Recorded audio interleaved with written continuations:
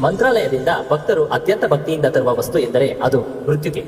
ರಾಯರು ಸಶರೀರರಾಗಿ ತಪಸ್ಸು ಮಾಡುತ್ತಿರುವ ಬೃಂದಾವನದ ಈ ಪವಿತ್ರ ಮಣ್ಣಿನಲ್ಲಿ ಅತೀಂದ್ರಿಯ ಶಕ್ತಿ ಇದೆ. ಒಮ್ಮೆ ದಟ್ಟವಾದ ಕಾಡಿನ ಹಾದಿಯಲ್ಲಿ ಪ್ರಯಾಣಿಸುತ್ತಿದ್ದ ಭಕ್ತನೊಬ್ಬನಿಗೆ ಎದುರಾದ ಆಪತ್ತು ಮತ್ತು ಮೃತ್ಯುಗೆಯ ಪವಾಡದ ಬಗ್ಗೆ ತಿಳಿಯೋಣ. ಆ ಭಕ್ತನು ತನ್ನ ಮಗುವಿನೊಂದಿಗೆ ಕಾಡಿನ ದಾರಿಯಲ್ಲಿ ಹೋಗುತ್ತಿದ್ದಾಗ ಬೃಹತ್ ಗಾತ್ರದ ವಿಷಪೂರಿತ ಸರ್ಪವೊಂದು ಹಠಾತ್ ಆಗಿ ಮಗುವಿನ ಮುಂದೆ ಬಂದು ಎಡೆಬಿಚ್ಚಿ ನಿಲ್ಲುತ್ತದೆ. ಮಗು ಭಯದಿಂದ ಕಿರಿಚುತ್ತದೆ. ಅಲ್ಲಿ ಸಹಾಯಕ್ಕೆ ಯಾರೂ ಇರುವುದಿಲ್ಲ. ತಂದೆಯ ಬಳಿ ಯಾವುದೇ ಆಯುಧ ಇರುವುದಿಲ್ಲ. ಆಗ ಅವನಿಗೆ ನೆನಪಾಗುವುದು ತನ್ನ ಜೇಬಿನಲ್ಲಿದ್ದ ಮಂತ್ರಾಲಯದ ಮೃತ್ತಿಕೆಯ ಪೊಟ್ಟಣ.